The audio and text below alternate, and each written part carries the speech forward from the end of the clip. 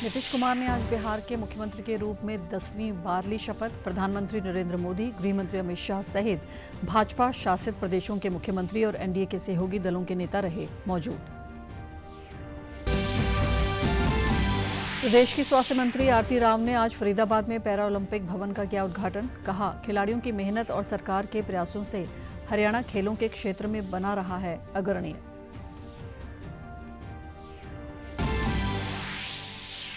PM किसान सम्मान निधि योजना की 21वीं किश्त कल की गई जारी। प्रदेश में इस योजना के तहत अब तक जारी किश्तों के माध्यम से किसानों को कुल 7,233 करोड़ से अधिक की राशि की जा चुकी है प्रदान।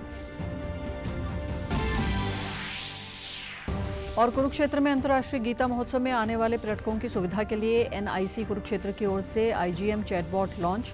महोत्सव के बारे में पर्यटकों को मिलेगी पूरी जानकारी।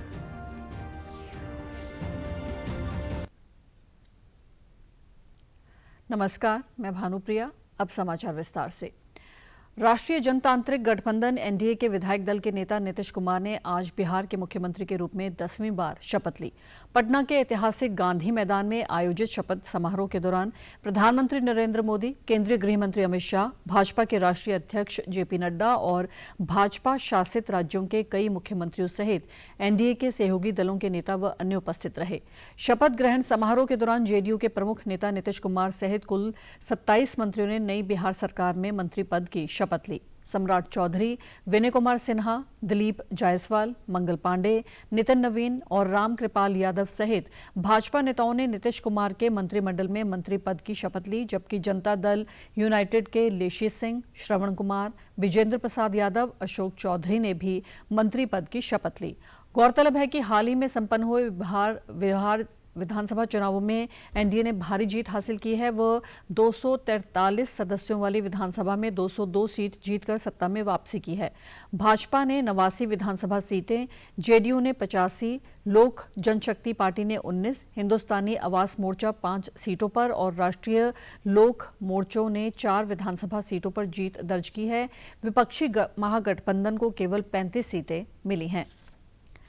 बिहार में मुख्यमंत्री नीतीश कुमार के शपथ ग्रहण समारोह में हरियाणा के मुख्यमंत्री नायब सिंह सैनी विशेष रूप से पहुंचे। इस अवसर पर उन्होंने नीतीश कुमार को नई जिम्मेदारी संभालने पर हार्दिक बधाई दी।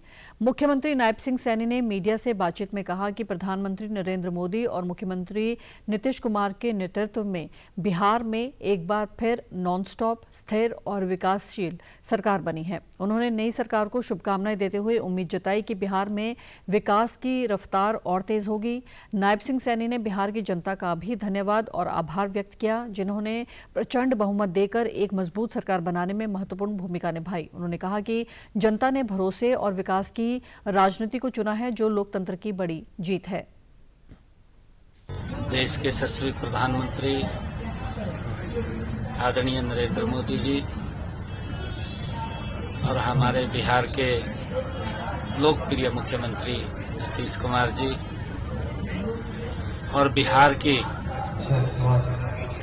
हमारी जनता, बिहार की मातृशक्ति, बिहार के सभी बुजुर्ग, सभी युवा साथी, मैं बिहार के जन जन को दिल से आभार प्रकट करना चाहूँगा, क्योंकि उन्होंने नॉन स्टॉप आदरणीय मोदी जी और नीतीश कुमार जी के नेतृत्व में प्रचंड बहुमत के साथ सरकार बनाई है। मैं सभी को बहुत बहुत बधाई और शुभकामनाएं देता हूं।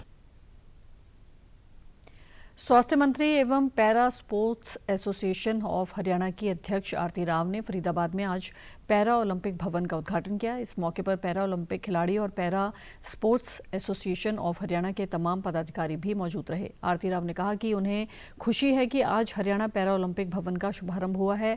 पत्रकारों से बातचीत करते हुए स्वास्थ्य मंत्री ने कहा कि लंबे समय से इसकी मांग की जा रही थी, जो आज पूरी हो गई है। उन्होंने कहा कि आज हरियाणा के खिलाड़ी हर प्रतियोगिता में अपना दमखम दिखाकर उभर रहे हैं। सरकारी अस्पताल में स्वास्थ्य सेवाओं के बारे में पूछे सवाल पर उन्होंने कहा कि हमारी कोशिश है कि मरीज को रेफर करने की ज़रूरत ना पड़े। इसके लिए पिछले 1 साल में 1100 से ज़्यादा डॉक्टरों की भर्ती की है और बड़े स्तर पर दवाइयों की खरीदारी की जा रही है ताकि दवाइयों की कमी न रहे। उन्होंने कहा कि फरीदाबाद में ही नहीं हरियाणा के सभी अस्पताल रेफर मुक्त बने और लोगों को प्राइवेट अस्पतालों में न जाना पड़े। इसके लिए कार्य किए जा रहे हैं। आने वाले समय में सभी जिलों में ट्रॉमा सेंटर बनेंगे और मदर चाइल्ड अस्पताल भी बनाए जाएंगे।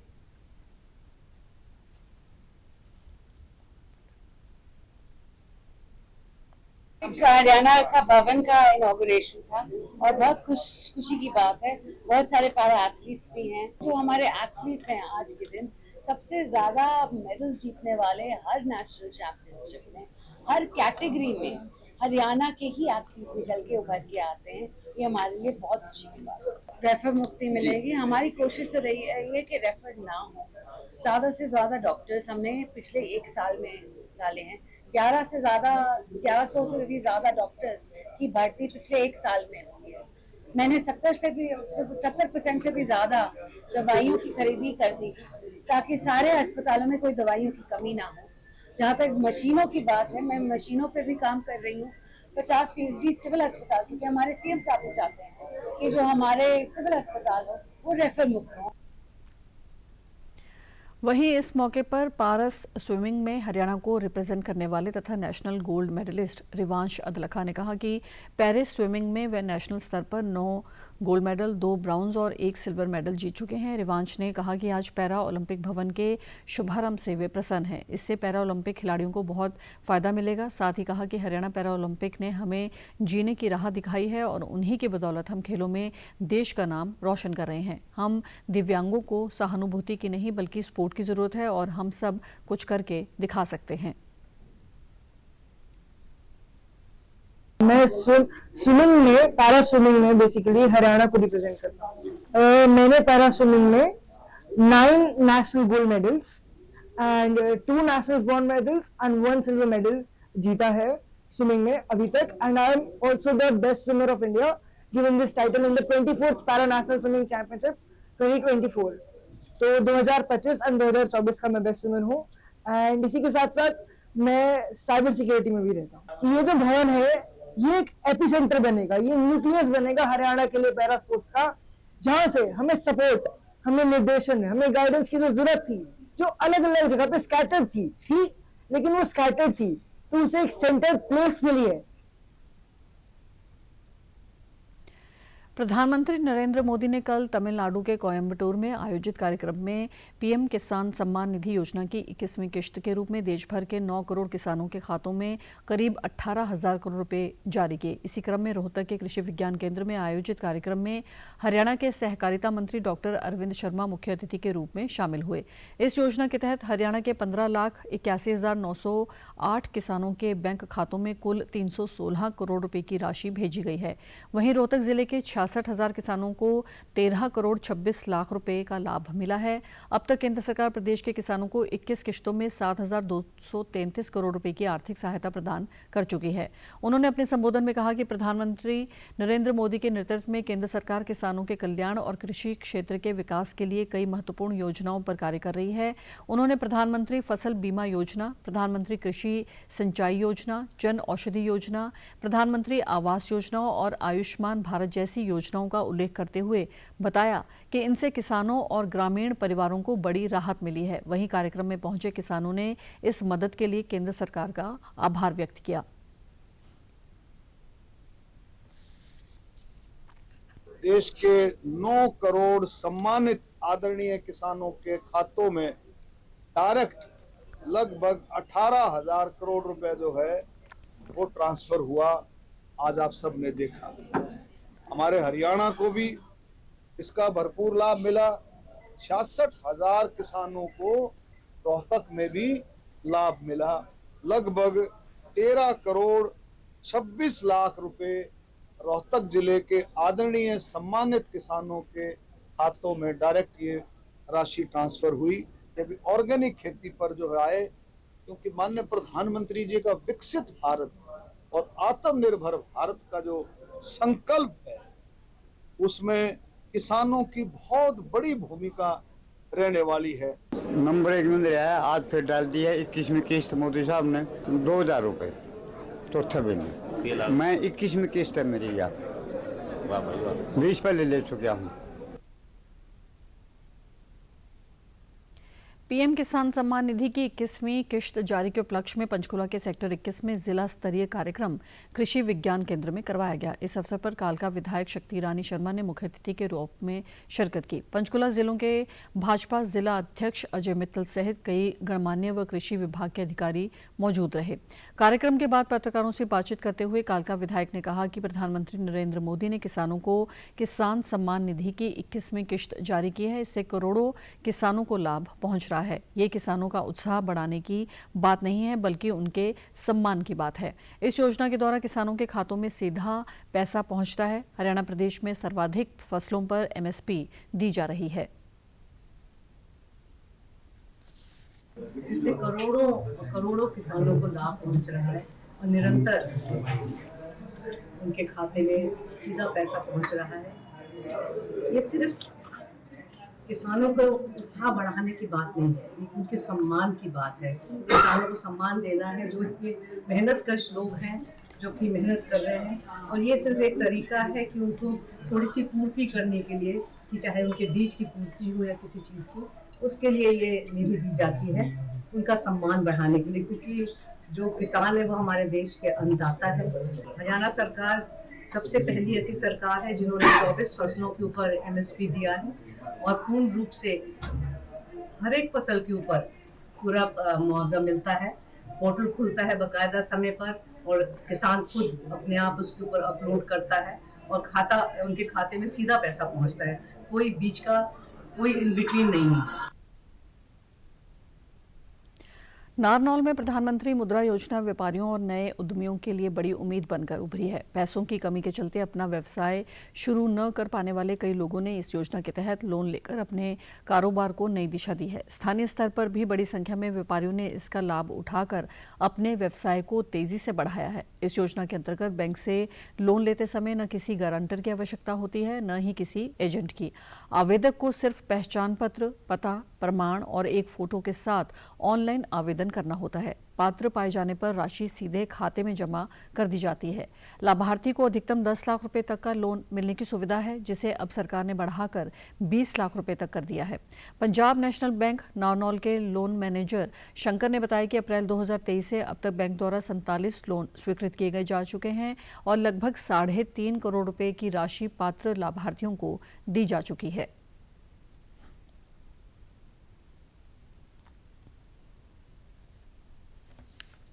मुद्रा लोन जो कि भारत सरकार की एक महत्वपूर्ण योजना है, इसमें अप्रैल 2023 के बाद से 45 लोन सैंक्शन हुए हैं, जिनका कुल अमाउंट 3.5 करोड़ के लगभग है।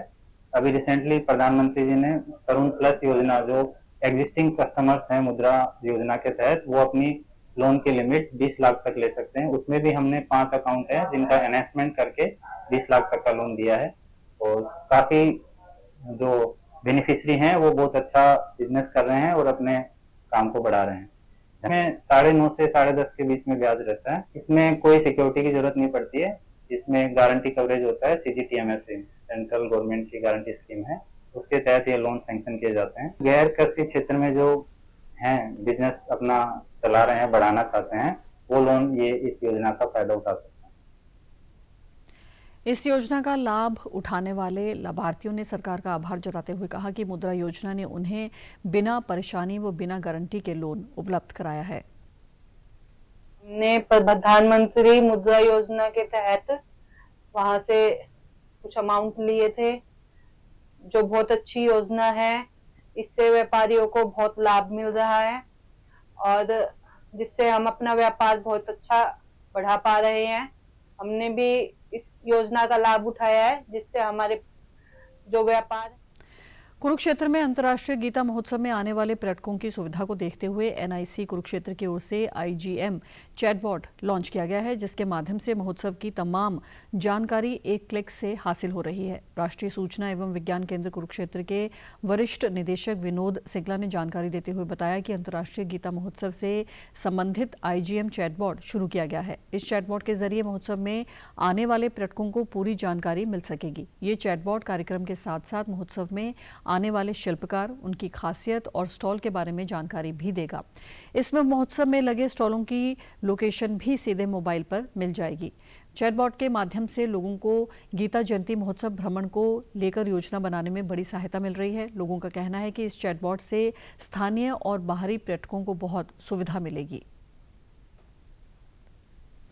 अपना लोकल इन हाउस एक चैटबॉट बनाया, जिसके अंदर के 3 हमारे को रिस्पॉन्सिबिलिटीज दी गई थी। सबसे पहले रिस्पॉन्सिबिलिटी दी गई थी कि क्विज के बारे में। तो क्विज के अंदर लोगों को होता था कि भाई कब रजिस्ट्रेशन होगा, मोटिवेटर्स कौन होंगे, प्राइजेस कैसे मिलेंगे इसके अंदर। तो वो सारी की सारी जानकारी, गिफ्ट होंगे तो क्या गिफ्ट्स होंगे, किस टाइम इनके आंसर दिए जा सकते हैं। तो वो हमारा सक्सेसफुल रहा बहुत ज़्यादा। तो जब इस चैटबॉट के द्वारा ये चीज़ें हमने इसमें देखी तो बड़ी अच्छी से जानकारी हमें इसमें मिली और बड़ी सटीक जानकारी मिली। पहले ही उपलब्ध होना बड़ा मुश्किल हो जाता था हमारे लिए, तो बड़ा हेल्पफुल हमें ये लगा। तो आप जैसे भी कहीं भी किसी भी स्टॉल पे जाना चाहते हो तो आप उसमें डाल सकते हो। भी आपने किसी भी हैंडीक्राफ्ट पे जाना है तो आप डालोगे तो वो आपको उसी शॉप का नंबर दिखा देगा, लोकेशन दिखा देगा। बहुत ही हेल्पफुल है। अभी हमने किस शॉप पर जाना है और किस पे रुकना है पहले ही सर्च कर सकते हैं और उसको देख सकते हैं हम लोग। कुरुक्षेत्र में चल रहे अंतर्राष्ट्रीय गीता महोत्सव के उपलक्ष्य में आयोजित प्रेस वार्ता में गीता मनीषी स्वामी ज्ञानानंद ने कहा कि इस महोत्सव के माध्यम से गीता के उपदेशों का प्रचार प्रसार पूरी दुनिया में हो रहा है। आज गीता महोत्सव केवल भारत तक सीमित नहीं बल्कि कई देशों में भव्य रूप से मनाया जा रहा है, जिससे गीता की वैश्विक स्वीकार्यता निरंतर बढ़ रही है। कुरुक्षेत्र का ये गौरव अंतर्राष्ट्रीय गीता महोत्सव तरस मेला के रूप में विधिवत प्रारंभ हो चुका है और हमें लगता है कि जिस प्रकार से प्रारंभ से ही लोगों में आस्था, उत्साह, उल्लास दिखाई दे रहा है, इसे देखकर लगता है कि आगे आगे जैसे भगवद गीता और गीता महोत्सव के कुछ विशेष भाव आएंगे तो उसमें ये उल्लास एक राष्ट्रव्यापी उल्लास बनेगा और भारत से बाहर तक भी आज के जो संचार माध्यम है उनके माध्यम से पूरे विश्व को ये जोड़ेगा अपने साथ। स्वामी ज्ञानानंद ने बताया कि इस बार कुरुक्षेत्र में गीता महोत्सव अत्यंत भव्य स्वरूप में आयोजित किया जा रहा है। इसके साथ ही विदेशों में भी अनेक कार्यक्रमों के माध्यम से गीता का संदेश विश्व भर में पहुंच रहा है। नहीं, देश के बाहर से भी इस बार लगभग 20 से अधिक देशों से गीता स्कॉलर अलग अलग देशों से आ रहे हैं, जो 3 दिन तक यहाँ रहेंगे और अलग अलग विषयों पर उनके मंथन होंगे, चिंतन होंगे, कुछ उनके रिसर्च पेपर्स होंगे, शोध पत्र होंगे, वो सब उस पर चर्चा। और उसका जो प्रारंभ होगा वो 24 तारीख को एक बड़े सेमिनार से होगा जो हर बार श्रीमद् भगवद गीता सदन कुरुक्षेत्र यूनिवर्सिटी में होता है। उन्होंने बताया कि कुरुक्षेत्र के पुरुषोत्तमपुरा बाग में 29 नवंबर को सुबह 11 बजे संत सम्मेलन आयोजित होगा, जिसकी तैयारियां लगभग पूरी हो चुकी हैं। वर्षों पहले शुरू हुई इस परंपरा ने अब बड़ा रूप ले लिया है।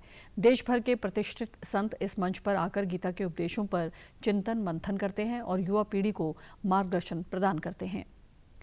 हरियाणा राज्य महिला आयोग की चेयरपर्सन रेणु भाटिया अपने 2 दिवसीय दौरे के तहत आज रोहतक पहुंची। उन्होंने मॉडल टाउन में पीएम श्री राजकीय कन्या वरिष्ठ माध्यमिक विद्यालय में आयोजित कानूनी जागरूकता एवं साइबर अपराध जागरूकता कार्यक्रम में मुख्य अतिथि के रूप में शिरकत की।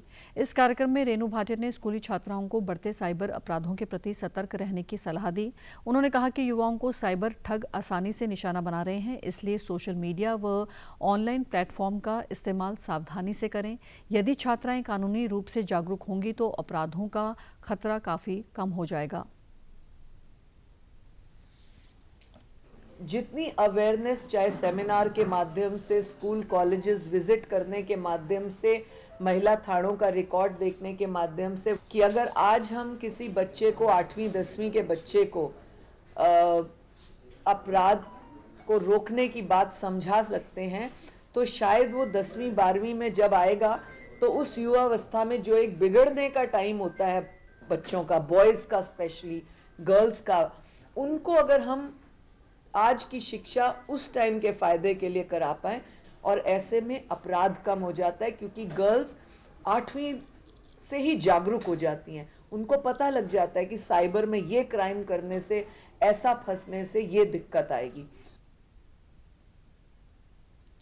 कैथल जिले के पुंडरी में भाजपा द्वारा सरदार वल्लभ भाई पटेल की 150वीं जयंती के अवसर पर यूनिटी मार्च निकाला गया। डीएवी स्कूल में आयोजित कार्यक्रम में विधायक सतपाल जांबा ने मुख्य अतिथि के रूप में शिरकत की। रन फॉर यूनिटी में स्कूलों के विद्यार्थियों, भाजपा कार्यकर्ताओं और नागरिकों ने उत्साह से भाग लिया। सभी ने शहीद स्मारक पर पुष्प अर्पित कर भारत माता की जय के नारे लगाए और तिरंगा लेकर मार्च की शुरुआत की। इस दौरान विधायक सतपाल जांबा ने कहा कि सरदार पटेल ने देश को एकजुट कर अखंड भारत का निर्माण किया। आज भी एकता ही हमारी सबसे बड़ी ताकत है। उन्होंने युवाओं से शिक्षा, खेल और अन्य क्षेत्रों में उत्कृष्ट प्रदर्शन कर देश को विकसित बनाने की अपील की। जो आज का ये हमारा प्रोग्राम था, ये रन फॉर यूनिटी एक हमारे देश के एकमात्र ऐसे सरदार वल्लभ भाई पटेल ऐसे व्यक्ति हैं जिन्होंने हमारे देश को एक किया है। आपको पता ही है कि देश में जब हमारा देश आज़ाद हुआ, छोटी छोटी रियासतों में बटा हुआ था, उन रियासतों को एक करने का जो काम किया है वो है हमारे सरदार वल्लभ भाई पटेल। इसलिए हम रन फॉर यूनिटी का इसको नाम दिया गया है और उसी को लेके पूरे देश में प्रोग्राम चल रहे हैं, रन फॉर यूनिटी। क्योंकि हमारा देश में बहुत सारे अलग अलग धर्म के लोग रहते हैं, अलग अलग संस्कृति के लोग रहते हैं, अलग अलग भाषाओं के लोग रहते हैं, लेकिन फिर भी हमारा राष्ट्र एक है, एक था, एक रहेगा। यही आज की हमारे प्रोग्राम की सीख है कि सबको हमको मिलकर अपने राष्ट्र को एक विकसित राष्ट्र बनाना है। उसी के उपलक्ष्य में आज ये प्रोग्राम किया गया। जिला महामंत्री सुरेश संधू ने बताया कि यूनिटी मार्च का उद्देश्य बच्चों में देशभक्ति की भावना जगाना है। कार्यक्रम में सूचना जनसंपर्क विभाग की टीम ने देशभक्ति गीतों से माहौल को और जोशपूर्ण बना दिया। वंदे भारत का रन फॉर यूनिटी का रखा गया था कैथल जिला की तरफ से। विधायक जी इसकी अध्यक्षता कर रहे हैं अपने सतपाल जांबा जी। ये सरदार वल्लभ भाई पटेल जी को अमर रहे, इसलिए इन बच्चों को भी याद रहे सरदार वल्लभ भाई पटेल कौन सी शख्सियत थी, इसलिए बच्चों का भी इसमें सहयोग देते हैं हम। हरियाणा में मुख्यमंत्री नायब सिंह सैनी की कार्यशैली और अंबाला में असीम गोयल के प्रयासों से हो रहे विकास कार्यों का राजनीतिक परिदृश्य पर लगातार असर दिखाई दे रहा है। इसी बदलाव से प्रभावित होकर अब विभिन्न पार्टियों के नेता अपनी पार्टी छोड़कर भाजपा में शामिल हो रहे हैं। इसी क्रम में आज अंबाला शहर के वार्ड नंबर 3 और वार्ड नंबर 4 से कांग्रेस की टिकट पर पार्षद चुनाव लड़ चुके नेताओं सहित कई लोगों ने कांग्रेस छोड़कर भाजपा का दामन थाम लिया।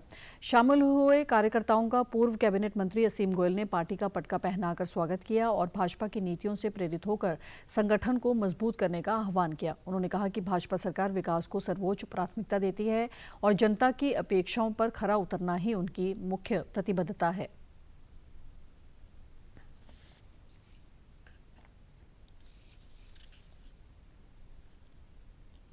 कांग्रेस पार्टी से वार्ड नंबर 4 का चुनाव भी लड़ा था, लेकिन वहाँ कोई मान सम्मान न मिलने के कारण कांग्रेस पार्टी छोड़ करके आज मैं बीजेपी में शामिल हो रहा हूँ और बीजेपी के विकास कार्यों को देख करके, मनी जी के सहयोग से, असीम गोयल जी के सहयोग से देख करके बीजेपी में शामिल हो रहा हूँ। पिछले 35 साल से कांग्रेस की सेवा कर रहा था, पूरा मान सम्मान नहीं मिला जी। अब मन्नी जी की नीतियों में और असीम गोयल जी की नीतियों से हम बीजेपी ज्वाइन कर रहे हैं। अंबाला में विकास को गति पकड़ी है, उसको देखते हुए आज बलदेव नगर से हमारे साथी जसपाल सिंह जी हीरा कांग्रेस से और वार्ड नंबर 4 से कांग्रेस का चुनाव लड़ चुके हरीश बख्शी जी, हरविंदर चावला राजू जी और अनित जी और अमरीक सिंह जी जो वार्ड नंबर 3 के हैं, इन्होंने सबको आज भारतीय जनता पार्टी को नीतियों में आज भारतीय जनता पार्टी ज्वाइन किया और इनका बहुत बहुत स्वागत है भारतीय जनता पार्टी। प्रदेश सरकार में स्वास्थ्य, चिकित्सा, शिक्षा व अनुसंधान और आयुष मंत्री आरती सिंह राव ने आज पलवल जिला सचिवालय सभागार में जिला लोक संपर्क एवं परिवाद समिति की मासिक बैठक की अध्यक्षता की। बैठक में 1 दर्जन से अधिक शिकायतों की सुनवाई की गई।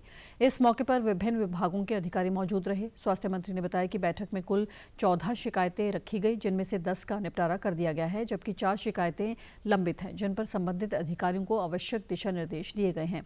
अल फलाह यूनिवर्सिटी मामले पर प्रतिक्रिया देते हुए उन्होंने इसे बेहद दुखद बताया और कहा कि बम ब्लास्ट जैसे गंभीर मामलों में डॉक्टरों की संलिप्तता चिंताजनक है। जी, कुछ 14-15 शिकायत थी ग्रीवेंस कमेटी में, 10 रिजॉल्व हो गई हैं, 4 हमने पेंडिंग छोड़ दी हैं आज के दिन। जी, बहुत ही सैड केस है कि ऐसे जो एकेडमिशियंस हैं, जो डॉक्टर्स हैं, वो आगे निकल रहे हैं ऐसे। ये अल फलाह यूनिवर्सिटी जो है, जिसको मान्यता यूनिवर्सिटी के तौर पे 2014 से पहले मिली थी, ये ऐसा काम करे, ये बहुत ही दुखदायक काम है। और आप देखिएगा कि जड़ तक पहुंचने के बाद आने वाले वक्त में ऐसी जो भी यूनिवर्सिटीज या कॉलेज यहाँ पे लोगों को सॉर्ट ऑफ इंडक्ट कर रही हैं, उनका सफाया जरूर। जींद के चौधरी रणबीर सिंह विश्वविद्यालय में यूथ रेड क्रॉस के तत्वाधान में जिला स्तरीय 5 दिवसीय प्रशिक्षण शिविर जारी है, जिसमें विभिन्न महाविद्यालयों से 100 प्रतिभागी अपने अपने काउंसिल के साथ शामिल हो रहे हैं। इस शिविर में उन्हें प्राथमिक चिकित्सा के साथ साथ व्यक्तित्व के सर्वांगीण विकास के बारे में भी अवगत करवाया जा रहा है। आज के सत्र के दौरान जिला के उप सिविल सर्जन डॉक्टर राजेश भोला ने मुख्य अतिथि के तौर पर शिरकत की और उन्होंने शिविर में आए प्रतिभागियों को प्राथमिक चिकित्सा के बारे में विस्तार से बताया। उन्होंने बताया कि ऐसे प्रशिक्षण शिविर युवाओं में रचनात्मकता, नेतृत्व क्षमता और सामाजिक उत्तरदायित्व को विकसित करने में महत्वपूर्ण भूमिका निभाते हैं।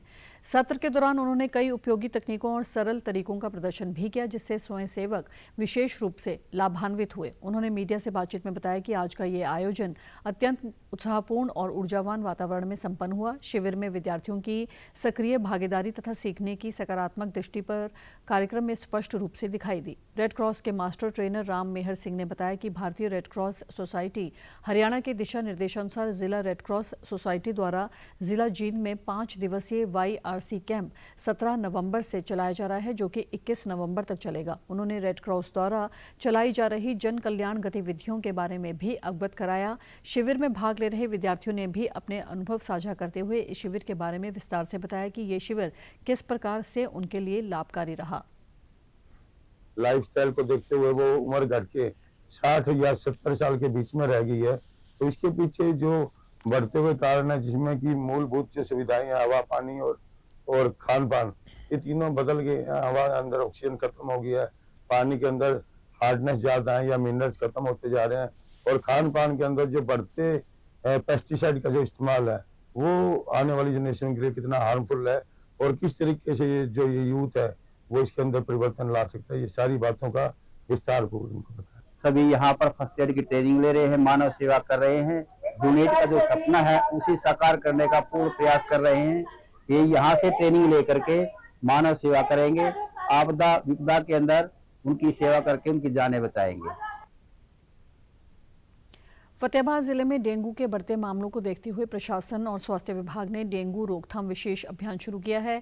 शहर और गांवों के सभी वार्डों में स्वास्थ्य शिविर, जांच कैंप, पानी के सैंपल कलेक्शन और जागरूकता कार्यक्रम चलाए जा रहे हैं। स्कूलों, कॉलेजों, बस स्टैंड और भीड़ भाड़ वाले क्षेत्रों में स्वास्थ्य विभाग की टीमें लोगों को सावधान कर रही हैं, ताकि बीमारी समय रहते नियंत्रित की जा सके। इस बारे में जानकारी देते हुए नागरिक अस्पताल के हेल्थ इंस्पेक्टर राजेश कुमार ने बताया कि हर वार्ड में विशेष सर्वे किया गया है और कैंप लगाए गए हैं। पानी के सैंपल लिए जा रहे हैं। फॉगिंग के लिए नगर पालिका को निर्देश दिए गए हैं और टीमें 24 घंटे लोगों की सहायता कर रही है।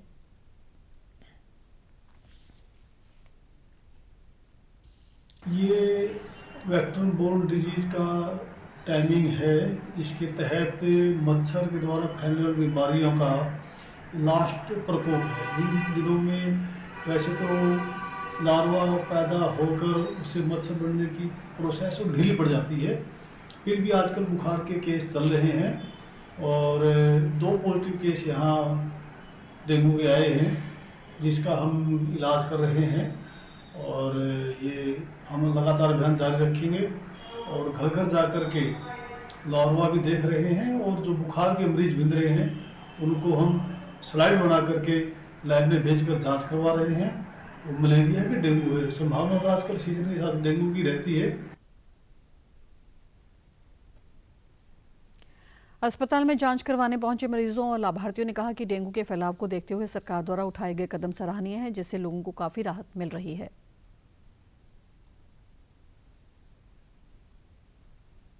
समाचारों में आज इतना ही। नमस्कार।